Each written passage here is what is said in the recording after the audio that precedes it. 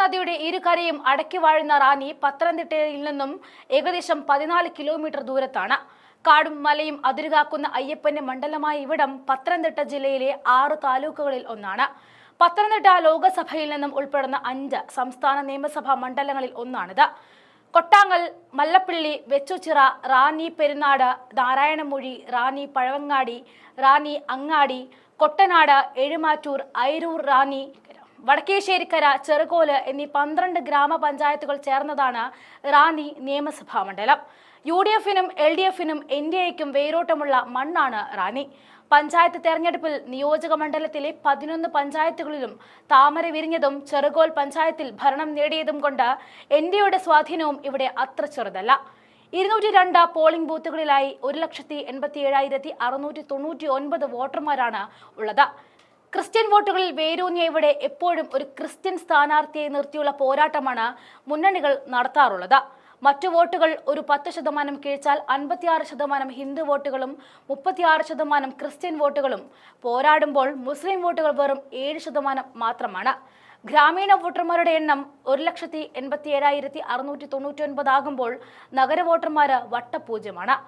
1996 വരെ UDF-നെയും LDF-നെയും മാറി മാറി മണ്ഡലം തുണച്ചിട്ടുണ്ട്.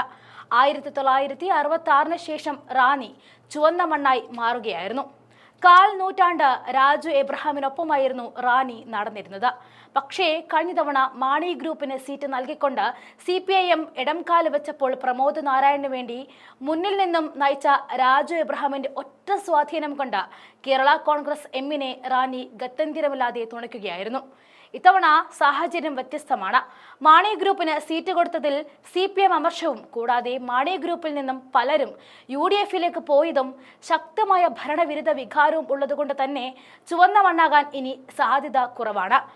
കഴിഞ്ഞ 25 വർഷക്കാലവും LDF-നെ റാന്നി തുണയ്ക്കാൻ ഒറ്റ കാരണം രാജു എബ്രഹാം എന്ന വ്യക്തിപ്രഭാവം മാത്രമായിരുന്നു.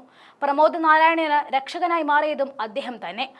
അതുകൊണ്ട് തന്നെ രാജു എബ്രഹാമിന്റെ വ്യക്തിപ്രഭാവത്തിൽ മങ്ങലേറ്റതും പ്രമോദ് വെറും MLA കുപ്പായം അണിഞ്ഞൊരാൾ മാത്രമായി മാറിയതും തിരിച്ചടിയാകാൻ സാധ്യതയുണ്ട്. അതുകൊണ്ട് തന്നെ നമുക്ക് ഉറപ്പിക്കാം, മാറ്റിക്കുത്തുവാനും മാറി ചിന്തിക്കുവാനും റാന്നിയും ഒരുങ്ങിക്കഴിഞ്ഞുവെന്ന്. ഇത്തവണ പ്രബലനായ ഒരു UDF സ്ഥാനാർത്ഥിയെ മണ്ഡലം ആഗ്രഹിക്കുന്നുണ്ട്. ക്രിസ്ത്യൻ സമുദായത്തിൽ നിന്നുമുള്ള സ്ഥാനാർത്ഥിക്കായിരിക്കും മുൻഗണന കൊടുക്കുക. അതിനൊരു പ്രധാന കാരണം പത്തനംതിട്ട ലോക്സഭ ആന്റണിയുടെ പക്കൽ ഭദ്രമാണ് എന്ന് തന്നെ.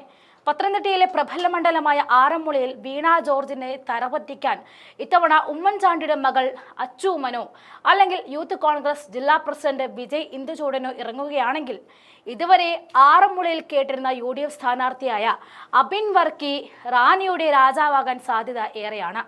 കാരണം സംസ്ഥാന യൂത്ത് കോൺഗ്രസ് വൈസ് പ്രസിഡന്റ് എന്ന നിലയിൽ രാഹുൽ മാങ്കൂട്ടത്തിന്റെ രണ്ടാമനായതുകൊണ്ട് തന്നെ ഏറ്റവും ജനസമ്മതനായ നേതാവ് എന്നതിലപ്പുറം ഒരു യാക്കോബിയ സഭക്കാരനാണ് എന്നതാണ്. മികച്ച ഓപ്ഷൻ തന്നെയായിരിക്കും അബിൻ വർക്കി. എന്തായാലും റാന്നി കഴിഞ്ഞ തവണ UDF-ന് വേണ്ടി മത്സരിച്ച കോൺഗ്രസ് വെറും 3000 വോട്ടിൽ താഴെ വീണുപോയത്.